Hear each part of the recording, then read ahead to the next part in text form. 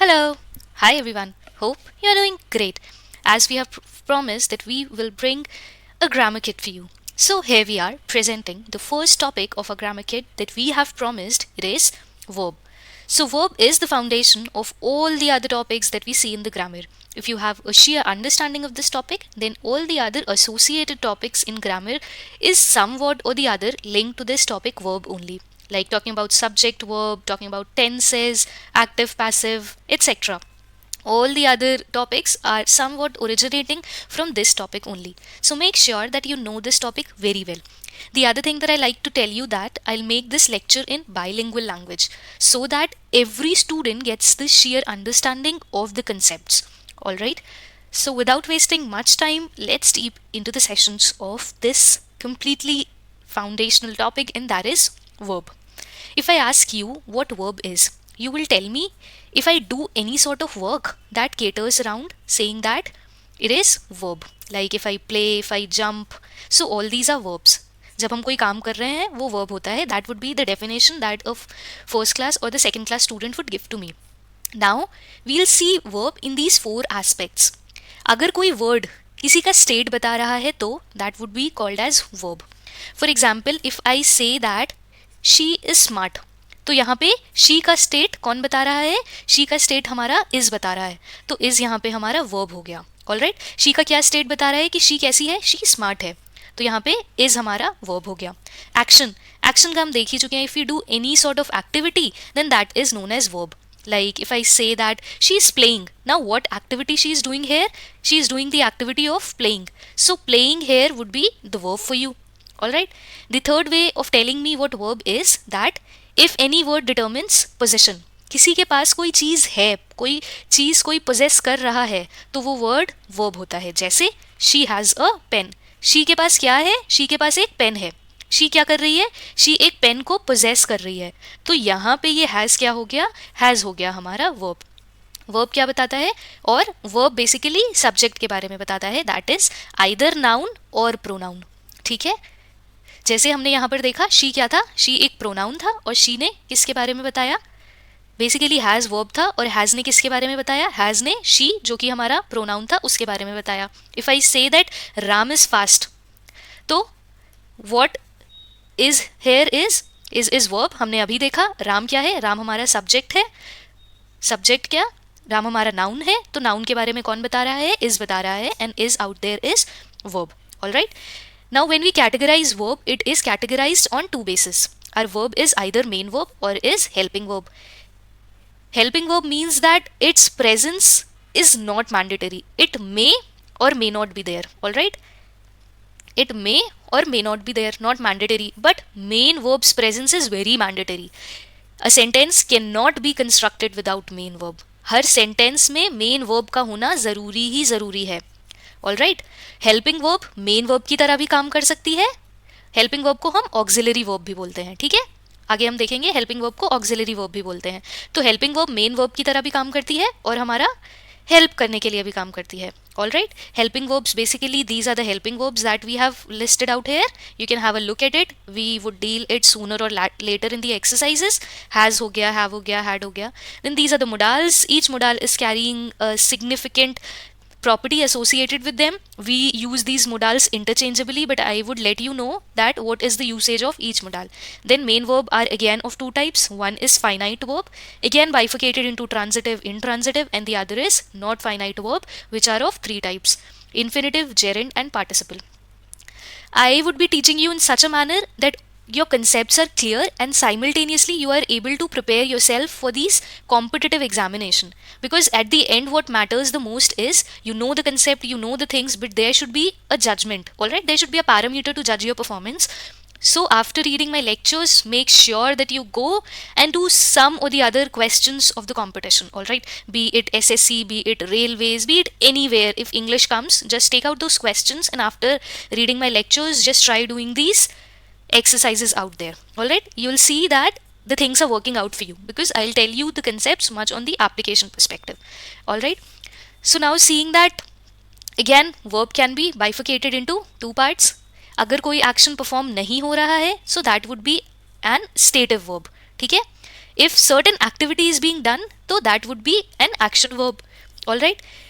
Verb again is classified on the basis of object. अब हमारा object क्या होता है? Object basically हमारा noun होता है, या फिर आप ले लीजिए कि हमारा प्रोनाउन होता है, या फिर नाउन फ्रेज होता है. All right. बेसिकली ऑब्जेक्ट करता क्या है? Basically object is affected by the action of the person. All right. हम देखेंगे आगे ऑब्जेक्ट क्या होता है. Basically it is affected by the action on the basis of object. अगर ऑब्जेक्ट है then transitive verb, if object is not present then it is intransitive verb. All right. Now, there are certain very important properties of stative and action verbs. Mandatory 200% questions in the competitive examination comes from here. All right. Stative verb मैंने क्या बताया? No action is being performed. No action perform हो रहा है, मतलब ऐसे words जैसे is हो गया, she is good. Is there any action being performed in the sentence? No. Is just telling the state. So, is a stative verb. I know her. Again, no action being performed. Again, stative verb. Prefer, has, in all these words, no action is there. But then also it is stative verb. Action verb very well determined by seeing the words only. हम कुछ action perform कर रहे हैं, जैसे play कर रहे हैं, eat कर रहे हैं, go कर रहे हैं. ठीक है? I hope examples are very clear to you. Now this is very very important thing. Stative verb के साथ ing नहीं लगता है. अगर have हमारा state बता रहा है तो हम उसको having नहीं कर सकते हैं.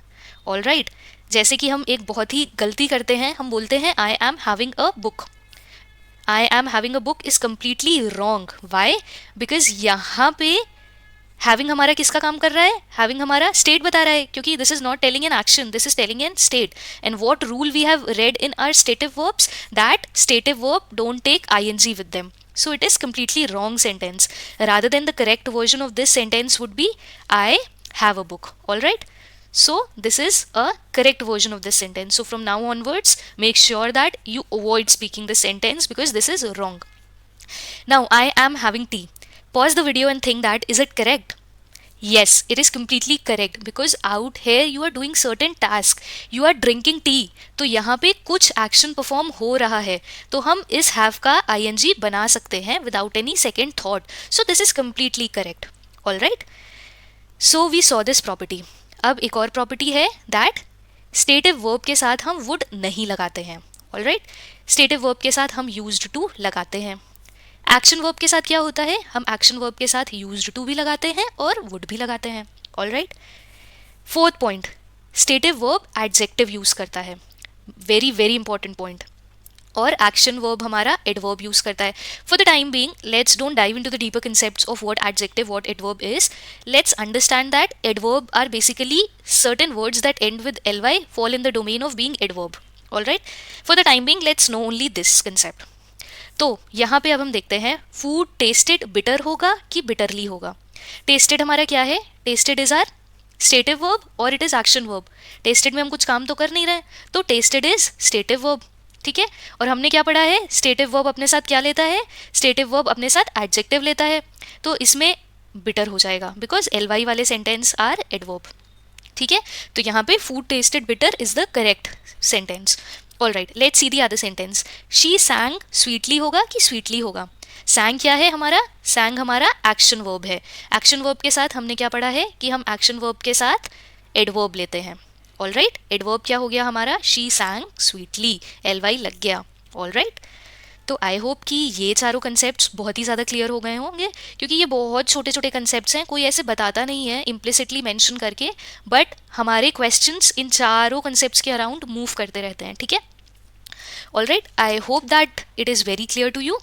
अब हम नेक्स्ट फॉर्म देखते हैं. हमने क्या देखा था कि on the basis of object are verbs are categorised in two form. One is the transitive and the other is intransitive. Transitive we saw that it takes object, intransitive doesn't takes object. All right. So यहाँ पे example में क्या है? He killed the cat. हमने object का definition क्या पढ़ा था कि कोई ना कोई एक्शन ट्रांसफर हो रहा है. यहाँ पे ही ने मारा और ही का एक्शन किसको ट्रांसफर हुआ? ही के किलिंग का एक्शन हमारी कैट को ट्रांसफर हुआ. तो यहाँ पे कैट हमारा क्या हो गया? ऑब्जेक्ट हो गया. तो यहाँ पे सिंस ऑब्जेक्ट है हमारा तो ये हमारी ट्रांजिटिव वर्ब हो गई. क्या हमारी ट्रांजिटिव वर्ब हो गई? किल्ड हमारी ट्रांजिटिव वर्ब हो गई. All right. अच्छा, objects are also of two types. या तो हमारा प्रेपोजिशन का ऑब्जेक्ट होगा या तो हमारा वर्ब का ऑब्जेक्ट होगा. यहाँ पे ये कैट ऑब्जेक्ट हमारा वर्ब का ऑब्जेक्ट है क्या? Yes, this is transitive verb and this is the object of verb. अब what is this preposition object, you might be thinking. Preposition for the time being, don't go into the deeper details. Just think that preposition is a word or a group of words you can say that are used before a noun, pronoun in order to depict a particular place, time और so on. ठीक है, जैसे to हमने पढ़ा है, on पढ़ा है, ये सारे words preposition होते हैं.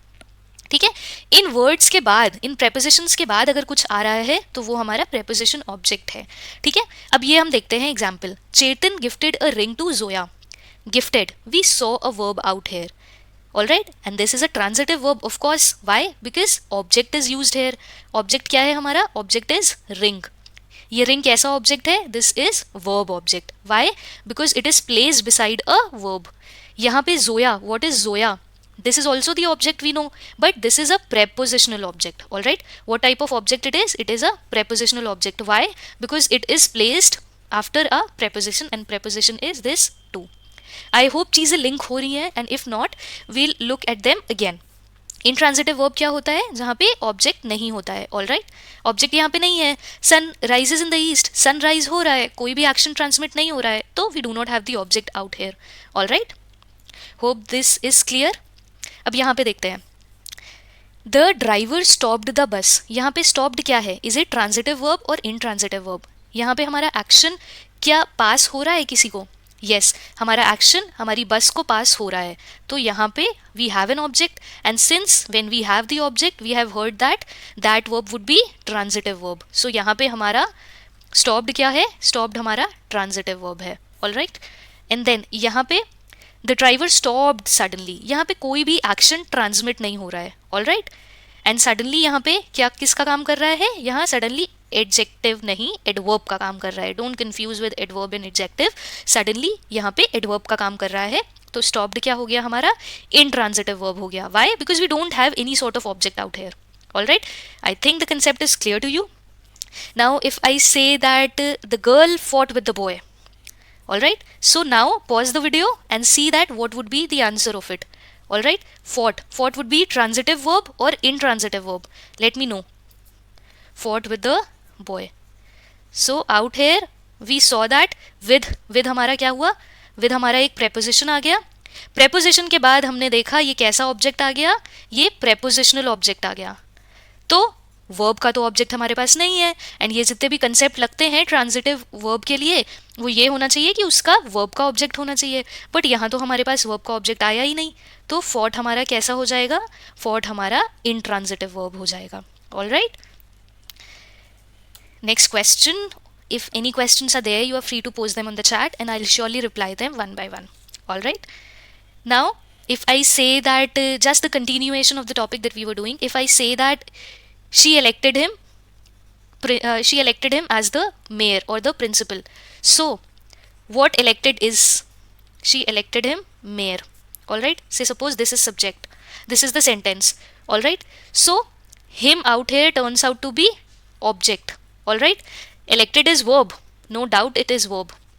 This is object, him is object. So this is a transitive verb, and mayor is what? This is a new concept that is being presented to you, that mayor is the object complement. What is object complement? When you get to know something extra about your object. मतलब when object is giving certain additional information. जैसे यहाँ पे additional information object के बारे में क्या मिल रही है कि him ही mayor है, him mayor है, तो object complement हो गया. mayor हमारा object complement हो गया because it is determining the extra information by our object. All right, we have seen the entire things. अब हम देखते हैं कि फॉर्म्स ऑफ वर्ब क्या होते हैं. ठीक है, basically there are 5 forms of verb starting from V1 up to V5. Just mug up this very very well. सबसे पहले हमारा क्या आता है? सिंपल प्रेजेंट आता है, एंड दैट टू प्लूरल वाला. फिर हमारा V5 आ जाता है, simple present and that too singular वाला. देखो यहाँ पे क्या लिखा है? यहाँ पे इज लिखा है, इज हमारा सिंगुलर है. यहाँ क्या लिखा है? आर लिखा है, बी लिखा है, एम लिखा है. ये सब हमारे प्लूरल फॉर्म्स हैं. ऑल राइट, जब हम पास्ट के बारे में बताते हैं तो वो V2 होता है, और V2 हमारा क्या हो गया? वॉज वर हो गया. पास्ट पार्टिसिपल बीन हो गया, एंड प्रेजेंट पार्टिसिपल बीइंग हो गया. हम देख रहे हैं प्रेजेंट पार्टिसिपल में बेसिकली हम ING लगाते हैं. ऑल राइट, पास्ट पार्टिसिपल मतलब जो पास्ट में हो चुका है. All right, so these were the 5 tenses that were used here. You will get to know about them gradually. All right, Simple present takes V1, past takes V2, past participle takes V3, present participle takes V1 plus ing plus object, and then simple present takes singular, that is. Alright, अब हम आगे forms of verb देखते हैं. These are very important for you. You will get umpteen number of questions from this sheet, trust me. Alright, so the first word that we see is telecast. Whenever you see this word telecast and I ask you to form words out of it, just don't start adding ed to them. Alright, telecast का V1 भी telecast होता है, V2 भी telecast होता है, V3 भी telecast होता है. It is not telecast, telecasted और टेलीकास्टेड. इन सब का ये सही सेम होता है. ऑलराइट, देन फ्लाई और फ्लू. फ्लाई मतलब क्या होता है? उड़ना. ठीक है, चिड़िया उड़ती है, वैसे ही फ्लाई मतलब होता है उड़ना. इसके 3 फॉर्म ऑफ वर्ब्स क्या होते हैं? Fly, flu, phloem. Alright, flow क्या होता है? फ्लो पानी का बहाव, जो बहाव से रिलेटेड होता है, दैट इज फ्लो. ऑलराइट, तो फ्लो का क्या होता है? Flow, flowed and flowed. Alright, इस किससे रिलेटेड होता है? बहने से रिलेटेड होता है. ऑलराइट, देन अब ये बहुत ही इंपॉर्टेंट आने वाले हैं 3 वर्ड्स जो कि बहुत ही कंफ्यूज करते हैं एग्जामिनेशन में. दैट इज लाई. पहला लाई ये हो गया हमारा अनट्रुथ से रिलेटेड, जब हम फॉल्स बोलते हैं कुछ. इसका V2 क्या होता है? लाइड, और इसका V3 क्या होता है? Lied. Alright, this lie is related to लेटना. when in the word, in the sentence, the meaning of this lie turns out to be लेटने से, then its V2 would be lay and its V3 would be lane. Alright, and then if I talk about this lay, whenever we mean that कुछ बिछाना, जैसे lay out this bed sheet, कुछ बिछाने से related हो गया, या फिर hence lay out their eggs. Alright, तो बिछाने से रिलेटेड हो गया, या फिर अंडे देने से रिलेटेड हो गया, या फिर कोई चीज़ न्योछावर कर दी तुमने किसी पे, so that turns out to be in this third category. Alright, my hand writing is turning out to be very bad here, but at least it is visible out there. ठीक है, नाउ इसका क्या होता है? Laid, laid. You will get umpteen number of questions with these 3 words and trust me, these are not confusing. Lie, lied, lied ये झूठ बोलने से हो गया. लाई, ले, लेन हमारा लेटने से हो गया. बाकी रिमेनिंग हमारा ले, लेड, लेट बाकी सेंटेंस से. Like if I give you a sentence, say that if I say that the hens have laid or lain their eggs. Hens have, these are the 2 words that I give you. Hens have laid और lain their sentence. तो यहाँ पे हम दोनों में से क्या लिखेंगे? दोनों में से क्या सही है? Think, pause the video and think about it. Alright, hens ने अपने अंडे को लेटाया, that doesn't make any sense. Alright, when I say lain, lain is wrong. तो यहाँ पे करेक्ट क्या होगा? लेड हमारा करेक्ट होगा. यहाँ पे हमने देखा है ले, लेड, लेड, इससे एग से रिलेटेड होता है, अंडे देने से रिलेटेड होता है. Let's think about another sentence.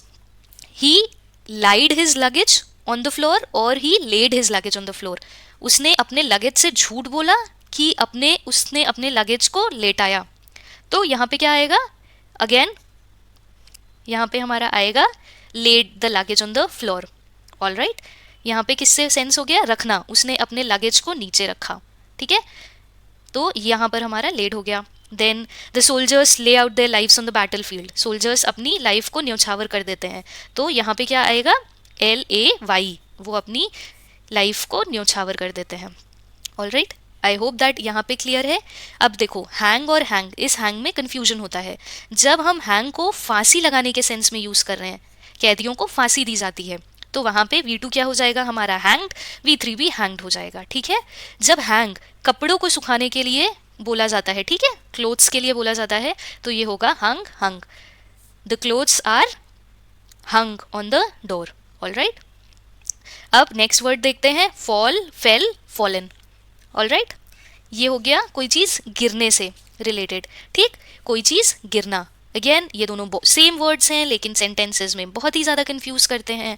गिरना से रिलेटेड हो गया फॉल, फेल, फॉलन. अगर आपका सेंटेंस गिराने से रिलेटेड है, गिराना, so that would B fail, failed, failed. Alright, make sure that you make notes while attending my lecture because this is very important. Alright, तो पेड़ से आम गिरते हैं, तो यहाँ पे हम क्या लगाएंगे? फेल्ड लगाएंगे, क्योंकि यहाँ पे गिराने से रिलेटेड हो गया है. ठीक है, alright, he failed of the bike होगा कि ही फेल ऑफ द बाइक होगा? वो बाइक से गिर गया, ना कि गिराया गया, ठीक है, तो ही फेल ऑफ द बाइक होगा। ऑलराइट, अब ऐसे कुछ वर्ड्स होते हैं जो हमें लगता है कि उसको कैसे बनाया जाए V2 V3, तो कुछ नहीं करते, send send send, without much complications V1 V2 V3 हमारा बन जाता है, ठीक है। जैसे burst burst burst, V1 V2 V3 सबका सेम हो गया। ऑलराइट, तो ऐसे करके हमारे कुछ फॉर्म्स ऑफ वर्ब हैं जो कि इंपॉर्टेंट है। Now again bifurcations can be seen here as well. ये बी फॉर्म ऑफ वर्ब्स हो गए हमारे। बी फॉर्म ऑफ वर्ब्स हम पहले भी पढ़ चुके हैं, is, am, are, was, were, do, does, did. हमने यहाँ पर देखा है कि ये ऑक्सिलरी भी यूज़ हो सकते हैं, मेन वर्ब की तरह भी यूज़ हो सकते हैं। क्यों? क्योंकि ये हमारे हेल्पिंग वर्ब्स होते हैं। मोडाल्स हमने बहुत पहले पढ़ा था कि बहुत सारे हमने देखे थे, number of modals were written. तो मोडाल्स की कुछ कुछ क्वालिटीज़ हैं जो कि हम अभी से पढ़ लेते हैं, and then we'll gradually look at them. Modals सिर्फ और सिर्फ ऑक्सिलरी वर्ब की तरह यूज़ होते हैं, they are not used as main verb. Alright, they may be used as the main verb, but their primary motive is to be an auxiliary verb. But in the sentence usually you will see them acting only in case of auxiliary verb. Now B forms can use any of the verbs, like V3 भी use कर सकते हैं, V4 भी use कर सकते हैं। V3 V4 क्या था? I hope you remember. V3 was related to past participle and V4 was related to present participle. Alright, हमारे B form of verbs ना टेंस के साथ चेंज हो जाते हैं, बट हमारे मोडाल्स कभी भी टेंस के साथ चेंज नहीं हो सकते हैं। मोडाल्स हमारे बहुत ही रिजिड होते हैं। ऑलराइट, अब हम देखते हैं हमने जितने भी मोडाल्स पढ़े थे। ऑलराइट, सबसे पहला मोडाल हम देखते हैं शैल का, ठीक है। अच्छा, मैं आपसे पूछती हूँ अगर कि विल का पास्ट क्या होता है? विल का पास्ट क्या होता है? तो आप बोलोगे विल का पास्ट मैम वुड होता है। I will say okay. If I say that shall का पास्ट क्या होता है, you will say ma'am shall का past is should. I will say you are wrong in this case. Shall का past should नहीं होता है, जनरली शैल का पास्ट भी वुड होता है।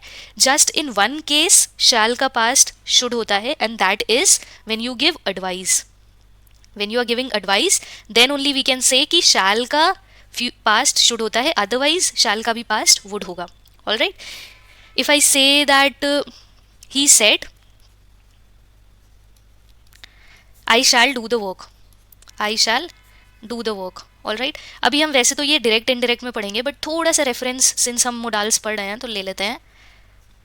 ऑलराइट, जब हम बेसिकली इसका इनडायरेक्ट फॉर्म में चेंज करेंगे तो हम लिखेंगे, क्या लिखेंगे? He said that he should do the work लिखेंगे कि he would do the work लिखेंगे। सिंस यहाँ एडवाइस की बात नहीं हो रही है तो हम यहाँ मेक श्योर करेंगे कि हम यहाँ वुड लगाएं, शुड नहीं, क्योंकि we are not talking about any sort of advice. He should do the work, this is perfect answer. So again, we'll use should in past just in case when the sense of advice is being given. Like if I say that he said that he should help the poor. He said that he should help the poor. So this out here we are giving the advice. So this sentence is okay. We can use should without any complications. Alright. So the first sentence of this shall is, in interrogative sentence shall is used with first person. Alright, this is very important concept. कैसे? First person, second person, third person. I hope that this is clear. First person क्या होता है?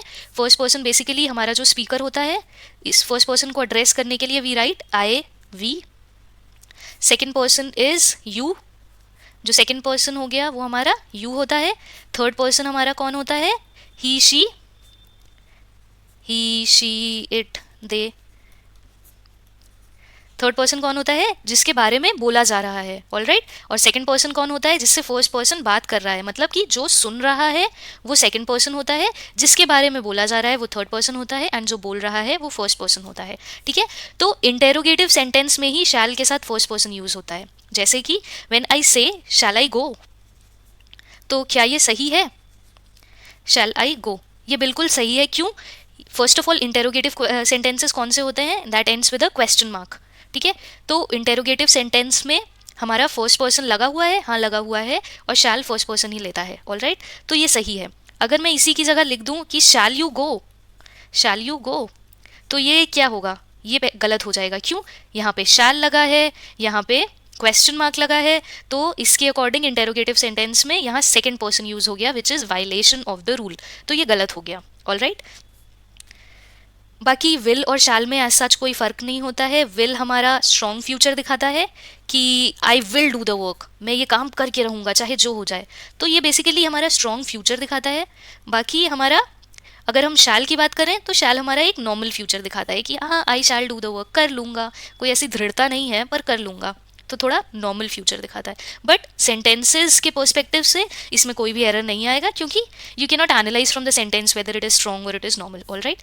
सो then again the point second says that shall is used in formal language. if you need to make the language bit formal rather than using any other thing, use shall, all right.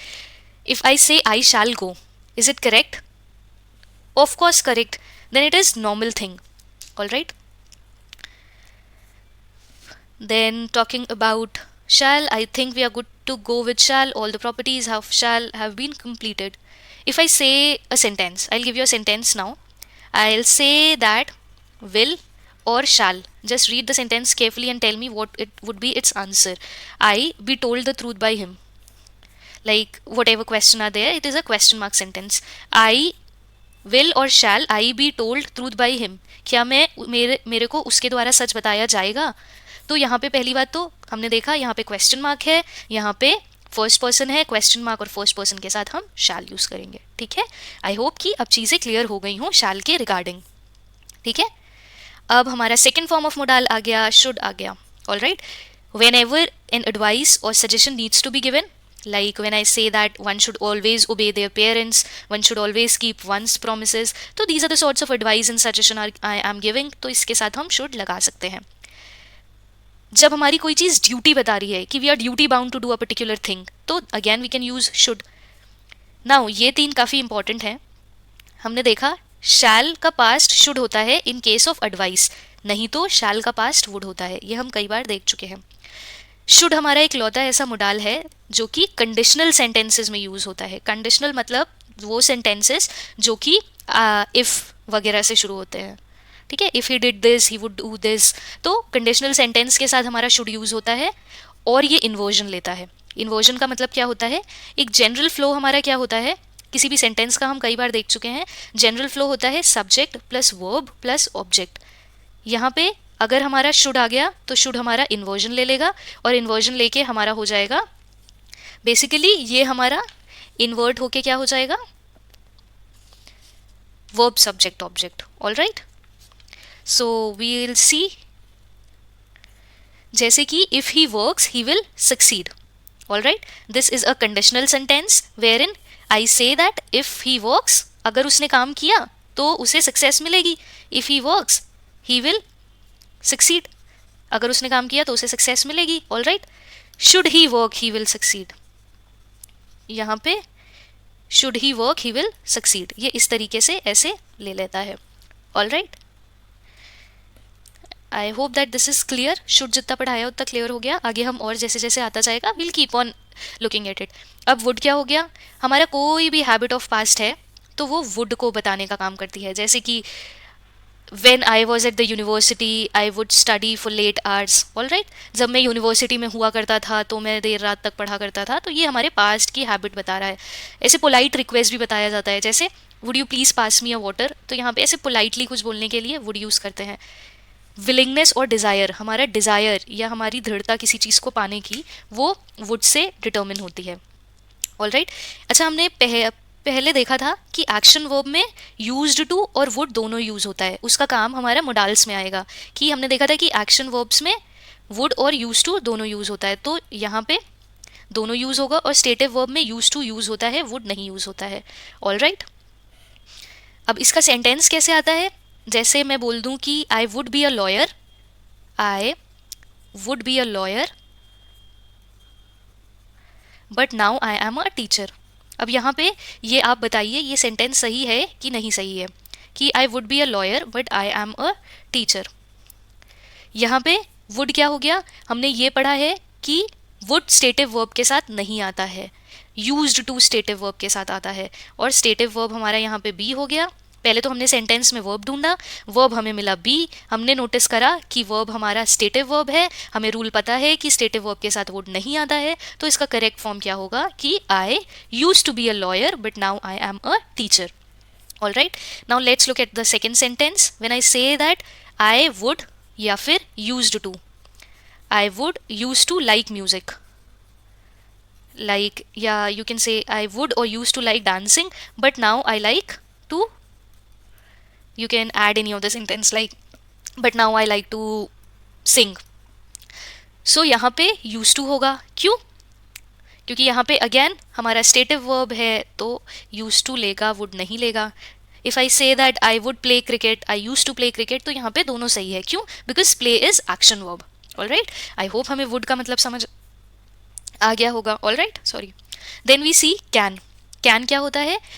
Can हमारा ability या फिर capability बताता है present का. Present का capability या फिर ability बताता है. अच्छा, एबिलिटी और कैपेबिलिटी में what is the difference? Ability is basically our mental strength. जहाँ पे our mental strength is evolved, that turns out to be ability. Capability is when you need to do by physical action, that is capability. So when these things of present are noted, then it is by can modal, and when these are the things of past are noted, then it is by could modal. can किस लिए होता है? Permission या फिर order के लिए भी होता है. ऑल राइट, जैसे कि कैन आई कम इन, मे आई कम इन. सो इसके लिए भी हम लेते हैं कैन. और कुड हमारा पोलाइट रिक्वेस्ट के साथ यूज़ होता है. जैसे could you please send me the logs, अगर हमने ऐसे बोला तो हम एक पोलाइट रिक्वेस्ट कर रहे हैं, तो उसके लिए हम कुड यूज़ करते हैं. ठीक है, यूज टू आ गया. Like certain important things are there कि हम कैन और कुड का मतलब बेसिकली एबिलिटी ही बताता है. हमने यहाँ देखा एबिलिटी बता रहा है, कैपेबिलिटी बता रहा है, तो हम क्या कुछ sentences they given the examination is such that they right can could, like with them only they add the word able. So that is wrong. You cannot write two words that are meaning same in one sentence. So make sure that if can or could is used in the sentence, then you will not be using able in that particular sentence. All right, so then we saw this used to.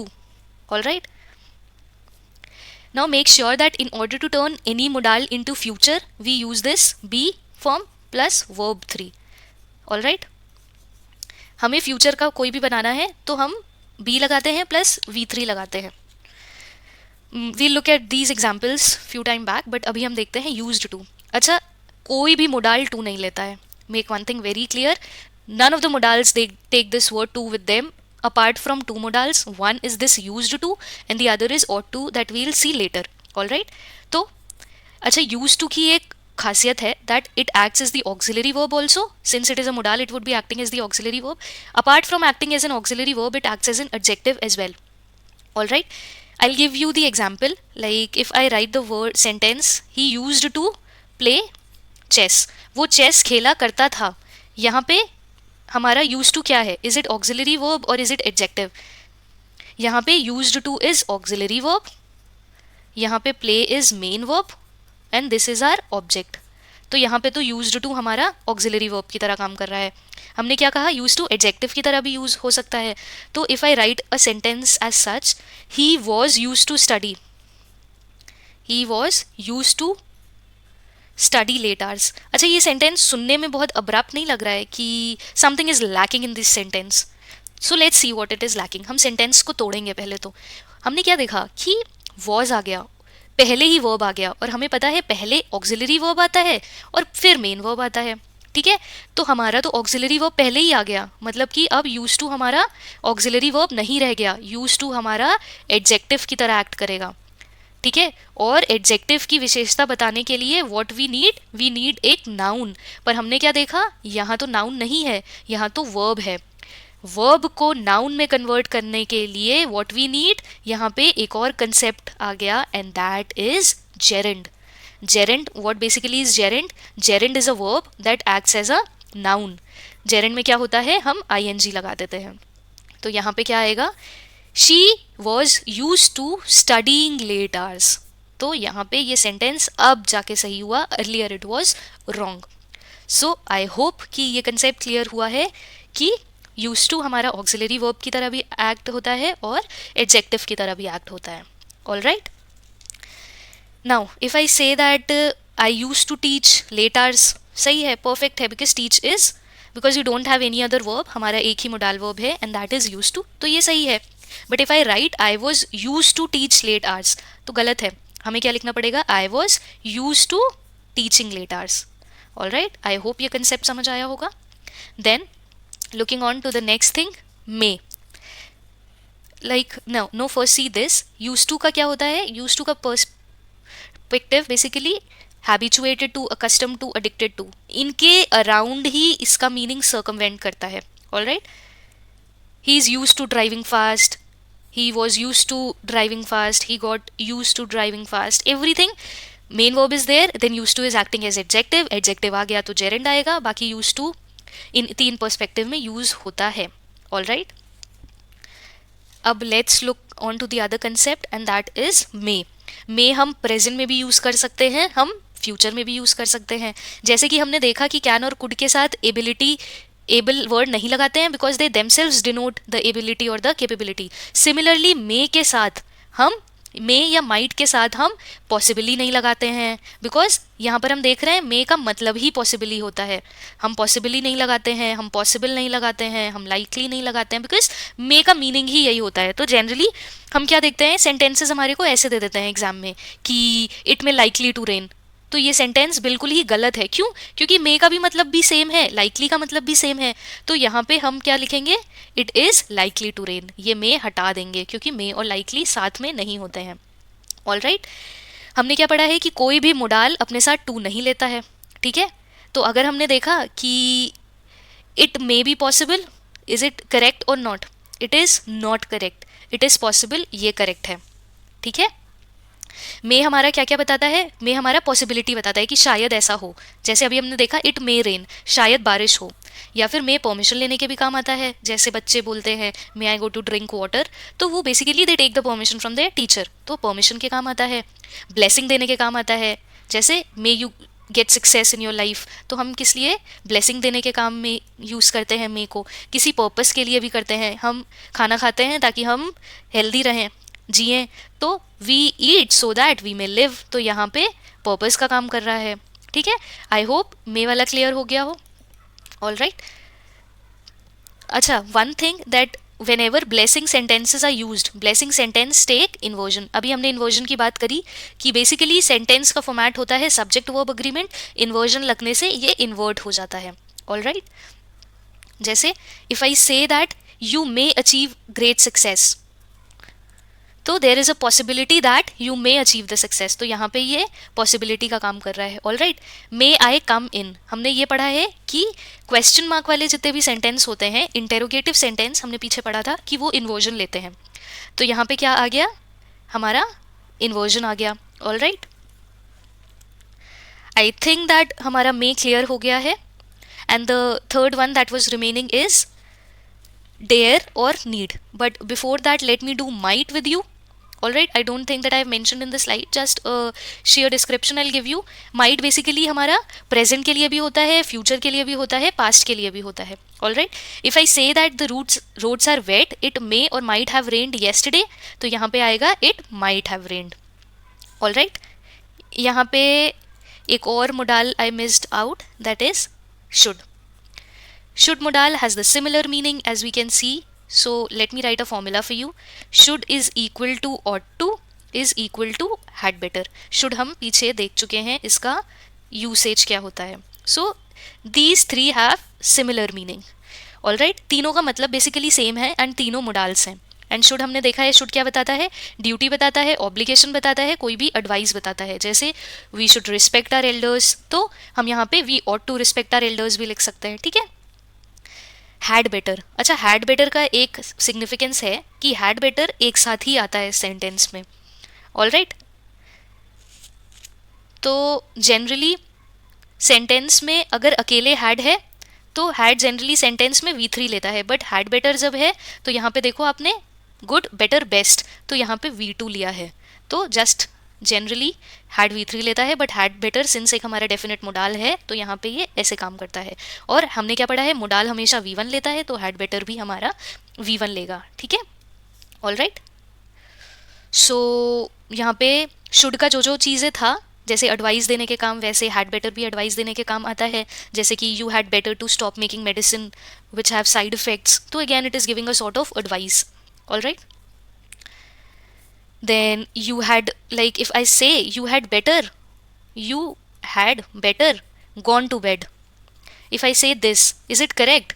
No, this is completely wrong because we have seen that modals always take V1, so it would be you had better go to bed. All right, Now I'll tell you another concept. Did he used a pen? Now take this sentence. Did he used a pen? I'll ask you that is this question correct? Like is this sentence correct? यहाँ पर used to नहीं है, ठीक है, यहाँ पर used है, मतलब कि मोडाल नहीं है. ऑल राइट, यूज्ड हमारा क्या हो गया? यूज्ड हमारा मेन वर्ब हो गया यहाँ पर, ठीक है. और डिड हमारा क्या हो गया? V1 हो गया. हमने क्या पढ़ा है? डू डज डिड हमेशा हमारा V1 लेता है. ऑल राइट, तो यहाँ पे ये क्या हो जाएगा? Did he use a pen हो जाएगा. All right, did he use a pen हो जाएगा. यहाँ पे did he use a pen गलत है, क्योंकि डिड हमेशा हमारा डू डज डिड ये हमारे V1 लेंगे. These are the small small concept that I keep teaching you in between, क्योंकि इससे रिलेटेड बहुत ही सारे क्वेश्चंस आते रहते हैं. ऑल राइट, एडवाइस और सजेशन के लिए हम देख चुके हैं कि हम शुड लेंगे, ऑट टू लेंगे, एट्सेट्रा एट्सेट्रा ले सकते हैं. देन हम देख रहे थे पीछे हमारा नीड और डेयर था. ये नीड और डेयर हमारे दोनों मोडाल वर्ब और मेन वर्ब की तरह एक्ट कर सकते हैं. जहाँ पर नीड और डेयर के बाद नॉट है तो वो डेफिनेटली है कि वो मोडाल होगा ही होगा. जैसे कि ही नीड नॉट या फिर he dare not do this work, तो out there need and dare वो definitely act as modal. All right, in interrogative sentence need is used without not, then also it is modal.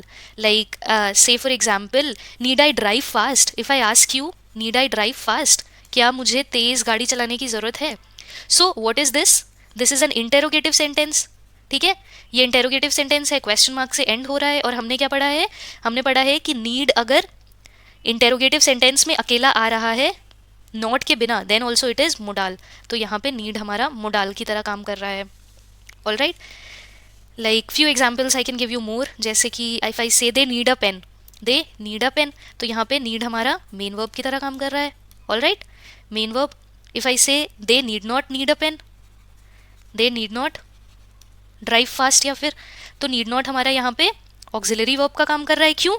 क्योंकि यहाँ पे ये need not हमारा modal हो गया, और हमने पढ़ा है कि मोडाल हमेशा ऑक्सिलरी होता है, तो इसके बाद मतलब मेन वर्ब आना ज़रूरी है, और मेन वर्ब हमारा ड्राइव हो गया. ऑल राइट, अब मैंने लिखा नीड दे वॉर्न यू, क्या उनको तुम्हें वॉर्न करने की ज़रूरत है, या उन्होंने किया, हम अगर पूछ रहे हैं तो यहाँ पे नीड हमारा ऑक्सिलरी वर्ब हो गया. Similar is the concept that is followed by dare.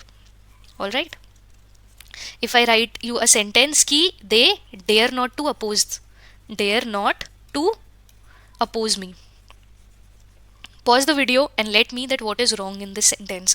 I have told you all the concept, now it is up to you how you imply those concept. हमने क्या पढ़ा कि डेयर जब not के साथ आ जाए मतलब कि वो मोडाल की तरह काम करेगा. ठीक है, and the primary rule that we know कि कोई भी मोडाल टू नहीं लेता है except use to and not to. तो ये वाला सेंटेंस कंप्लीटली गलत है, क्योंकि इस मोडाल में यहाँ पर इसने टू लिया है. इसका करेक्ट वर्जन क्या होगा? They dare not oppose me. Simple. All right, तो अब हमने इतना कर लिया. अभी जैसे मान लो he dared to oppose him, अगर ये है तो this is correct, because 2 + V1 अभी हम पढ़ेंगे इन्फिनिटिव होता है, और डेयर्ड हमारा यहाँ मेन वर्ब हो गया. All right, so I hope ये वाला कंसेप्ट क्लियर हो गया हो. यहाँ पे मैंने कुछ पॉइंट्स लिखे हैं कि जो I have already told you that when we are using can और could we don't use able with the sentence. When we use may or might, we do not use possibly, possible or likely in the sentence, because these would be redundant otherwise, because they are meaning one and the same thing. All right, I have written tails over here, this is wrong. I should have written takes. So no modal takes to except used to and ought to. ये भी I have already told you. Inversion कहाँ कहाँ होता है? blessing में होता है, conditional sentences में होता है, और interrogative sentences में होता है. ठीक है, अब हमने ये possessive case gerund लेता है, objective case participle लेता है. ऑल राइट, प्रेपोजिशन के बाद हम जेरेंड यूज़ करते हैं. ये थोड़े थोड़े रूल्स हम देखते जाएंगे कि कैसे हो रहा है. ऑल राइट, अब हमने वो सारे वर्ब पढ़ लिए. अब हम पढ़ते हैं non finite verbs. All right, non finite verb हमारे 3 तरीके के होते हैं. एक तो हो गया हमारा जेरेंड, एक हो गया हमारा इन्फिनिटिव, एक हो गया हमारा participle. All right, like if I say that the developed countries should have helped developing countries, if there is a page remaining, like there is a very very known sentence in this genre, let me write it. The developed countries, the developed countries should help developing countries.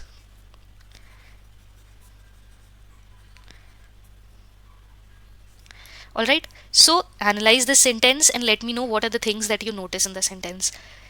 सबसे पहले हमने क्या देखा, यहाँ पे हम ढूंढते हैं किसकी बात हो रही है, किसकी बात हो रही है, एज इन यहाँ पे नाउन क्या है. तो हमारी नज़र गई कंट्रीज पे, तो कंट्रीज क्या हो गया, हमारा नाउन हो गया. ठीक है, अब हमने देखा कि नाउन के बारे में बता कौन रहा है. नाउन की विशेषता बता रहा है हमारा ये डेवलप्ड एडजेक्टिव. ऑल राइट, ये हमारा हो गया adjective. All right, should help developing countries, developing countries की हेल्प करनी चाहिए. अगेन कैसी कंट्रीज की, डेवलपिंग कंट्रीज की, तो ये भी हमारा एडजेक्टिव हो गया. यहाँ पे ये है तो ये है तो वर्ब, बट एक्ट कर रहा है एडजेक्टिव की तरह. सो ऐसा कंसेप्ट हमने कहाँ पढ़ा था, ऐसा कंसेप्ट हमने पार्टिसिपल में पढ़ा था. तो ये हो गया हमारा पास्ट पार्टिसिपल और ये हो गया हमारा present participle. All right, like when we talk about gerunds, gerunds are basically ING form जो होते हैं, एंड वो वर्ब्स जो कि नाउन की तरह एक्ट करते हैं, वो वर्ब जो कि नाउन की तरह एक्ट कर सकते हैं and they take ING with them, वो जेरेंट्स होते हैं. ऑल राइट, पार्टिसिपल में when we add ING with them, participle में हमने आईएनजी लगाया तो what we found that they are acting as present participle and that too in adjective form. All right, if I say that he likes swimming, उसे swimming करना पसंद है, तो हमारी लाइक्स क्या हो गई, लाइक्स हमारी वर्ब हो गई, और स्विमिंग क्या हो गया, स्विमिंग हमारा जेरेंड हो गया. कैसे, उसे क्या पसंद है, एक तरीके से वो विशेषता भी बता रहा है और स्विमिंग एक तरीके का वर्ब भी होता है, तो स्विमिंग यहाँ पर जेरेंड हो गया. All right, he liked swimming, यहाँ पे भी स्विमिंग जेरेंड हो गया. ही विल लाइक स्विमिंग, मतलब आप टेंसेस बदलते जा रहे हो बट स्विमिंग का सेंटेंस सेम आ रहा है. ऑल राइट, नॉन फाइनाइट का सिंगुलर या प्लूरल टेंस से कोई भी मतलब नहीं होता है, हम ये ऑलरेडी देख चुके हैं. ठीक है, तो हमने देख लिया आईएनजी बेसिकली प्रेजेंट पार्टिसिपल भी बताता है और हमारा जेरेंड भी बताता है. ठीक है, now let's look on to कि हमने कौन कौन से वो पढ़े थे. ऑल राइट, जेरेंड हमने अभी देख लिया, इसका आईएनजी फॉर्म नाउन लेता है. कुछ फ्रेजेस होते हैं जो कि अपने साथ जेरेंड लेते हैं, जैसे विद अ व्यू टू, जहाँ पे भी ये फ्रेजेस आपको मिल गए, with a view to, looking forward to, तो इन फ्रेजेस के साथ हम बेसिकली जेरेंड लगाते हैं. अभी हमने देखा कि जेरेंड बोथ नाउन और ऑब्जेक्टिव की तरह यूज होता है, एडजेक्टिव की तरह यूज होता है, और जेरेंड बेसिकली कुछ एक्शंस डिनोट करता है जो कि आपका कॉज बताता है, हैबिट बताता है, कोई भी एक्शन बताता है. ठीक है, जैसे ही इज स्विमिंग, तो स्विमिंग यहाँ पे हमारा मेन वर्ब हो गया, स्विमिंग कर रहा है. All right, I'll tell you a very important concept, मतलब very important concept to be very honest with you, कि once you know this concept, the entire thing about these non-finite verbs would be clear. Gerund वो होता है जिसमें नाना का sense आता है, gerund में नाना का सेंस आता है. उसे तैरना पसंद है, ही लाइक्स स्विमिंग, तो स्विमिंग जेरेंड हो गया. उसे खाना पसंद है, ही लाइक्स ईटिंग, तो ईटिंग हमारा जेरेंड हो गया.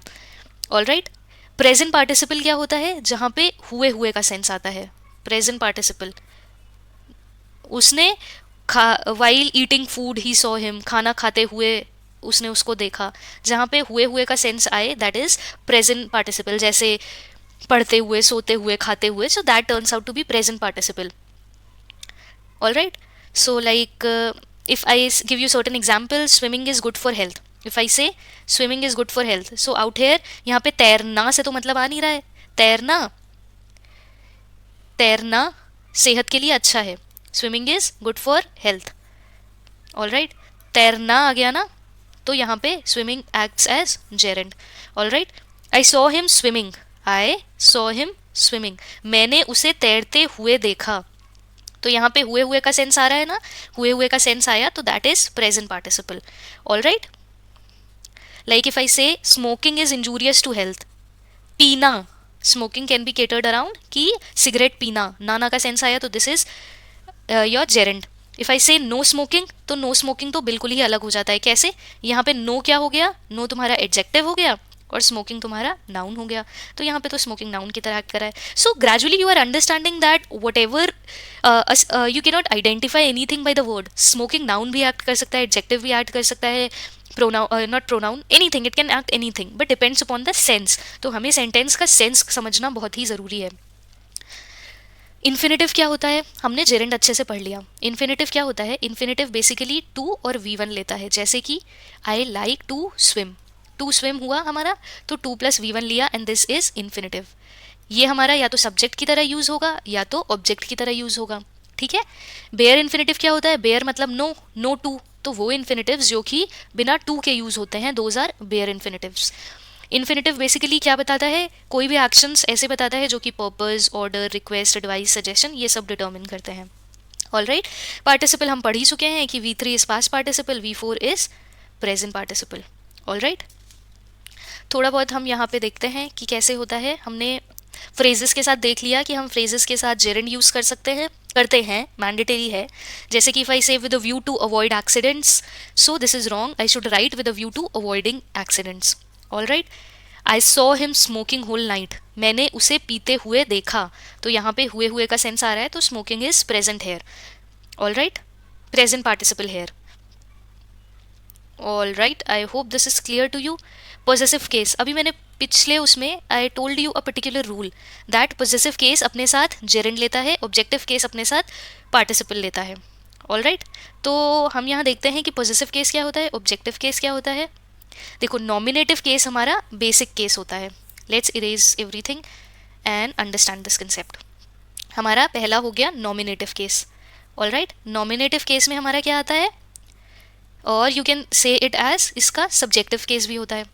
सब्जेक्टिव केस में बेसिकली क्या आता है, सब्जेक्ट के फॉर्म में यूज होता है, जो हमारा ही हो गया, शी हो गया, दे हो गया, और you can keep on adding, I हो गया, वी हो गया, यू हो गया, तो दीज आर सब्जेक्टिव फॉर्म जो कि सेंटेंस में सब्जेक्ट की तरह यूज होता है।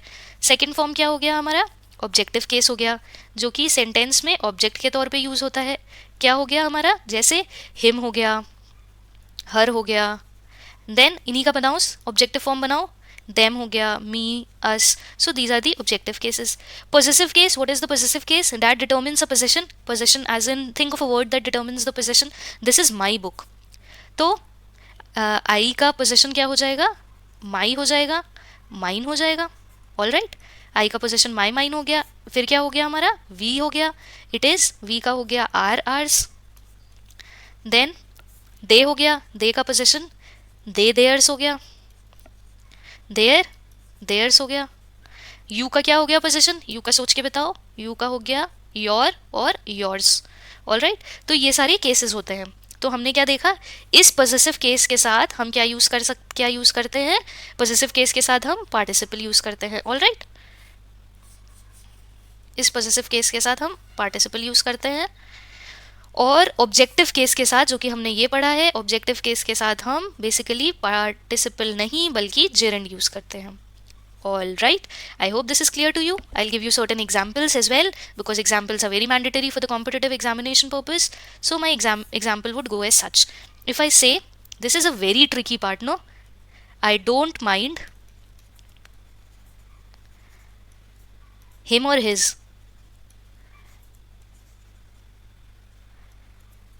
staying late hours. ऐसा कोई सेंटेंस ले लेते हैं। ऑल राइट, मुझे मतलब नहीं पड़ता है वो कितना देर तक बाहर रुके, ठीक है। अब now what you'll use hair, you'll use him और यूल यूज हिज, सोच के बताना, ठीक है। हिम अभी हमने देखा, हिम ऑब्जेक्टिव केस होता है, him is objective case, his is possessive case. मुझे उसके बाहर रुकना, मुझे उसका बाहर रुकना, मैं इससे फ़र्क नहीं पड़ता है, मुझे उसके बाहर रुकने से फ़र्क नहीं पड़ता है। तो यहाँ पे स्टेइंग का सेंस नाना से आ रहा है, और हमने पढ़ा है कि जेरेंड कब लेता है, पॉजेसिव केस जब होता है। इन दोनों में पॉजेसिव केस हिज है, तो यहाँ पे हिज लगेगा। देखा कितना इजी था। Keep on applying what I told you and your life would be great with the sentences. Like, I give you another example. My father appreciated me or my working hard. I'll write in short because my writing is very bad. My father appreciated me or my working hard. Working यहाँ पे क्या हो गया, working किसका sense they रहा है, मेरा मेहनत करना, मेरे पापा ने उसको मेरे मेहनत करने को अप्रिशिएट किया। तो यहाँ पे अगेन वर्किंग हमारा नाना का सेंस दे रहा है, नाना means gerund, gerund means possessive case. Possessive case in दोनों में कौन सा है, do let me know, my है, तो my is correct over here. All right, I hope ये चीज़ें क्लियर हो रही हैं. प्रेपोजिशन के बाद जेरेंड आता है, ये हम बता चुके हैं आपको प्रीवियस एग्जाम्पल में या प्रीवियस नोट में, जैसे कि he is fond to swim. Preposition के बाद जेरेंड आता है. Let me complete this. तो if I write that he is fond to swim, यहाँ पे हमने देखा कि यहाँ पे प्रेपोजिशन आ गया, प्रेपोजिशन जेरेंड लेगा तो यहाँ पे आईएनजी लग जाएगा. ठीक है. So I think that it is clear कि कैसे कैसे चलता है. फिर there are certain words that take gerunds with them. There is a list of word. I will give you the list if you want. I'll dictate it. You can write down. Like there are words that take gerunds with them. Like enjoy is there, remember is there, mind is there, deny, worth. Tell me any other word if you know. Avoid, prefer, regret, resent, detest. Detest मतलब किसी चीज़ से अलग हो जाना. Detest. All right. Propose. So these are certain words that take gerunds with them. अगर ये words आ गए तो हम इनके साथ जेरेंट्स लगाएंगे. You need not learn the list, but gradually as you keep enhancing your sentence you will come across them and that would be developed in your mind कि whenever you see such words you will immediately mark gerund after them. Like if I say he avoids to travel in rush hours, तो हमने देखा कि avoid word यहाँ है list में और हमने पढ़ा है कि अवॉइड अपने साथ जेरेंट लेता है. तो अब हम लगा देंगे he avoids traveling to other cities. So I hope that majority of the concepts are cleared by the time. Whatever concepts are remaining, we'll deal them in the next class.